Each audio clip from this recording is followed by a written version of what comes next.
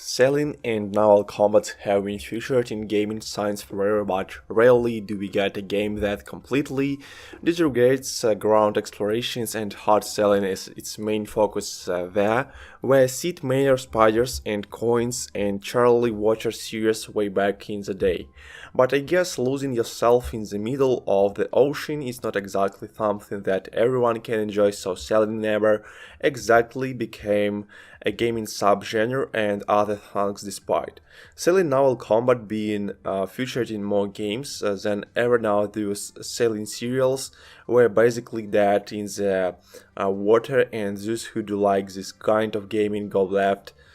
to forever possible and what you know one of the first games to come out in 2023 if the game holds entire selling point as well selling. Thank you the game title suggested the main gameplay focus of selling era is oil selling, and I have to say it probably won't be a game for everyone because most of the time you will just be going back and forth between parks clearing and once an empty mass of water, but if you can get over that one aspect, you will find the game offers a lot more than just staring at water. Each port offers contain kind of goods completed with their own bracelets. So one way of making money is to buy something cheap at one place and sell it for profit at another. Every port also offers requests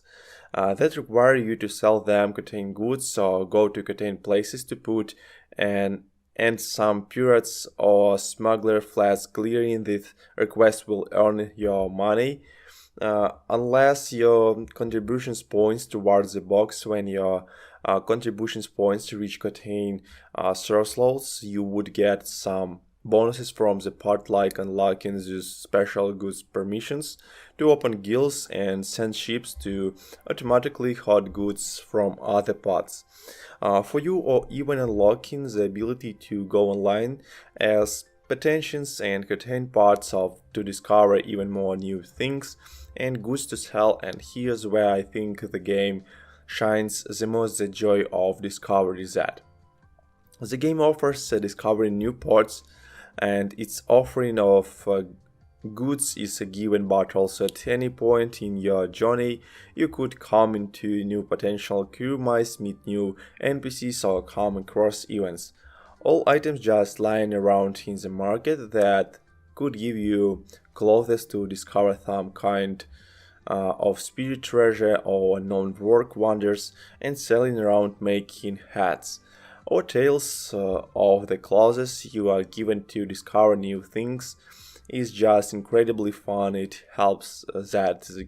game literally spans across the entire club, so there is a lot of mysteries and wonders to uncover and chapters. To meet with that, what I think the game kind of pointers a bit is its approach to game's progressions and combat first about its game's progressions like almost every other game. They have to play as a large group of misfits. Your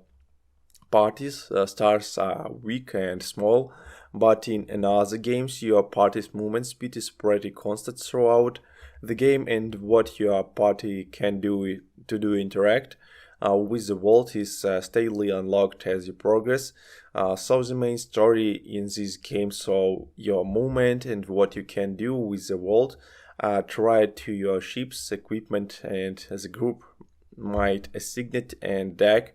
which makes totally perfect sense, mind you, but it also means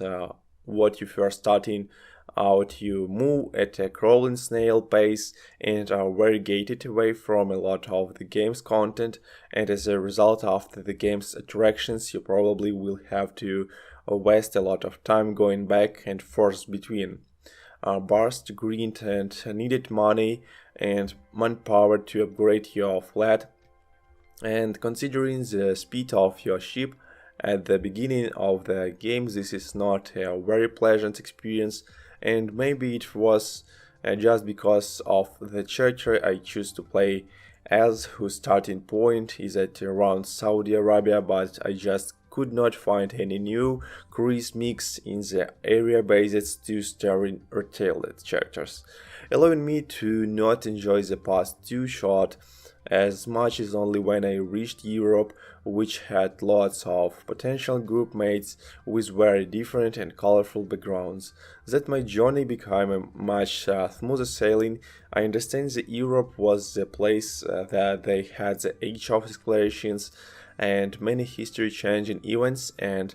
discoveries took place here, so it got the most content is given by basing out the crew mix and events throughout the world tomorrow would help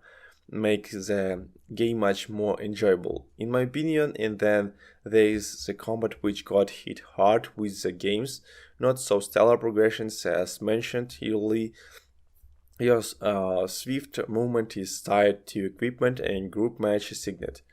to the ship, so your first few models are gonna suck a lot because you can barely keep up with the enemy splits with the aqua speed and steering of your ship place combines with your initial ship's lack of high power makes the possible battles very boring in Toronto game of time between your ships and the enemies also you could only ever directly control.